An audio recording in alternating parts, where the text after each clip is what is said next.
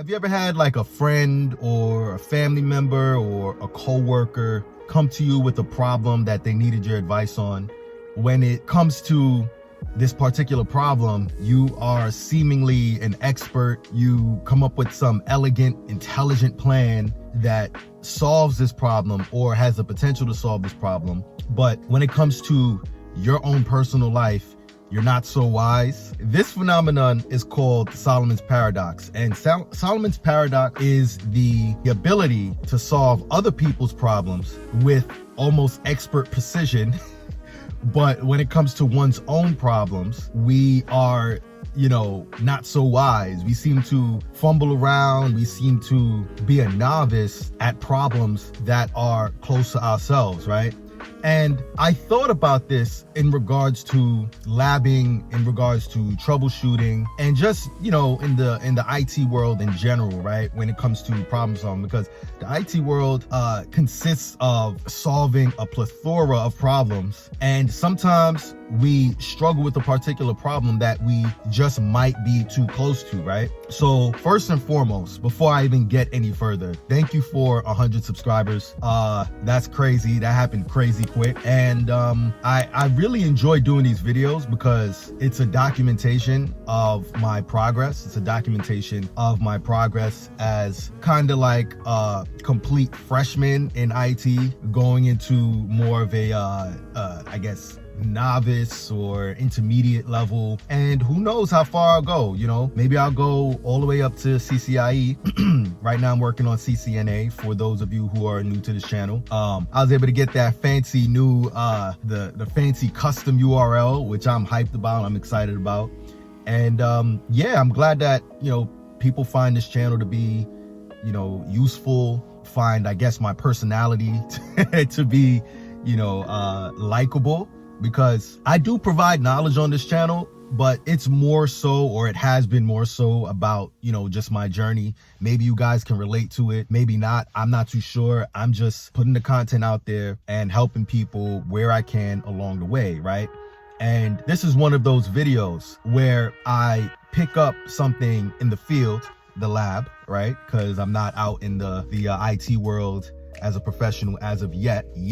This is something that really helped me to solve a problem that I was working on in my lab, right? As many of you know, I have a home lab. I just recently bought an Access server. Again, video for that coming soon. There's just been a lot of stuff going on where I couldn't really get around to making the labbing videos, because those videos take a really long time and take a lot to go into. But in the meantime, maybe you guys have been struggling with troubleshooting, and what I see in discords and even on online forums is that people overthink the problem. Maybe it's because, or at least from what I noticed with myself, we're too close to the problem. Now, what do I mean by we're too close to the problem? Sometimes we make the problem much more complicated than it needs to be, and that's because we have our emotions involved with the problem. Problem solving takes little to no emotions. I would say it takes intuition, and that intuition comes from past experience. It comes from the subconscious mind. It comes from, I would say, anything else but subjectivity within the scope of emotions, within the scope of fear, doubt, I don't know, whatever, insecurity, whatever else is going on in your mind at the moment of solving a problem, right? And when we really sit and think about problem solving, the problems that we're able to solve with precision and efficiency and intelligence are the problems that are not of our own.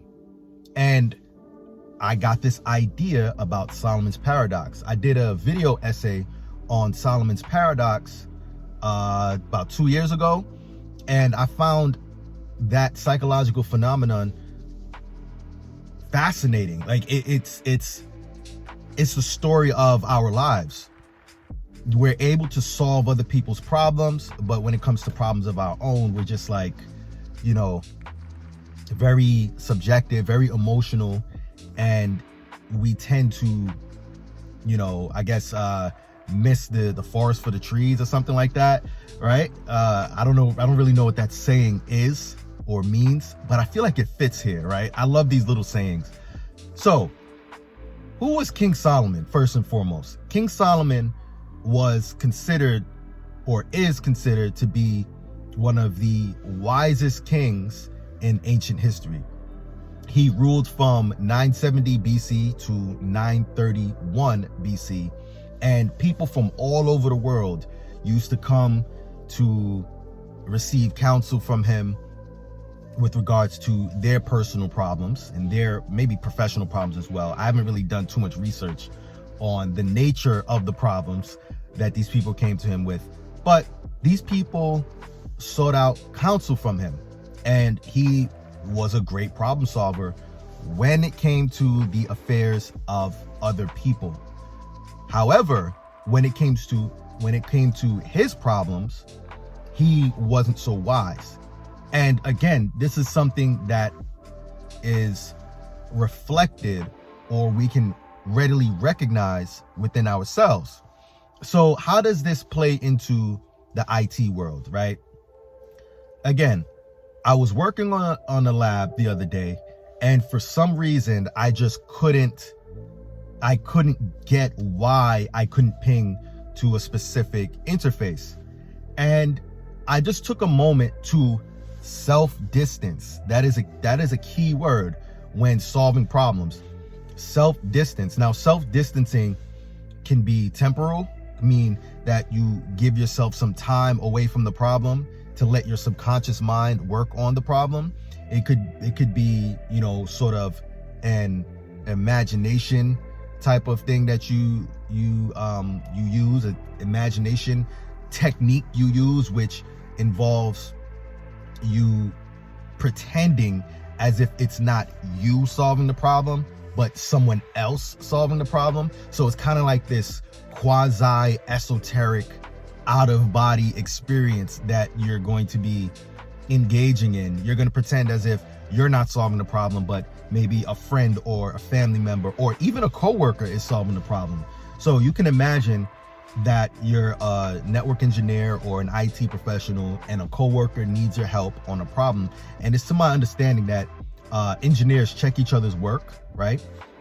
But you might have a coworker that needs help with a problem. You're looking over his or her shoulder, and you're seeing obvious mistakes that are obvious to you, but not obvious to them.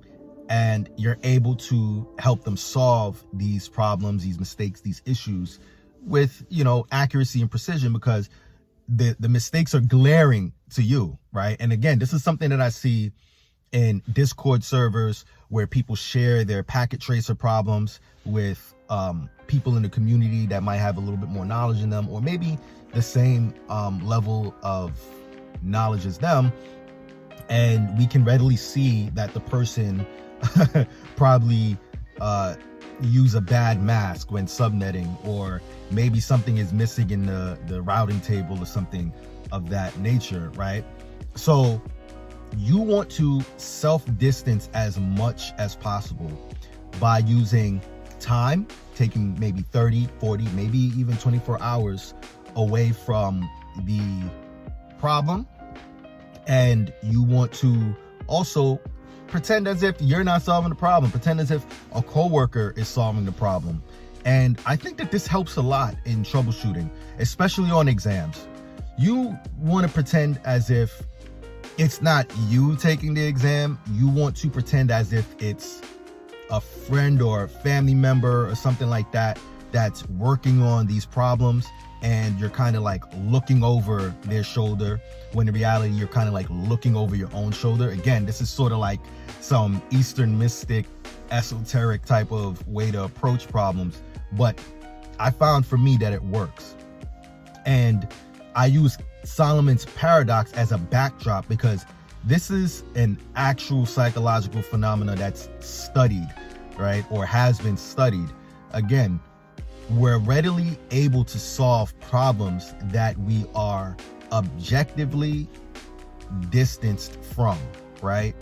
We want to put ourselves in positions where we are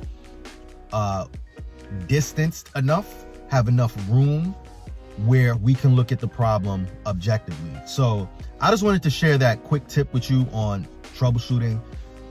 Study Solomon's paradox for a little bit, give it maybe 5-10 minutes, look it over, understand what Solomon's paradox is if you're having issues with troubleshooting, and apply it, like try it. Maybe it will work, maybe it won't work. But I like to share these tips with you because I see a lot of headiness in the community where it comes down to the nitty-gritty of problem solving and the nitty-gritty of concepts, when us as people who are, you know, sort of new to this type of material should take a higher level approach. See, that's a key word for this channel when it comes to learning and problem solving.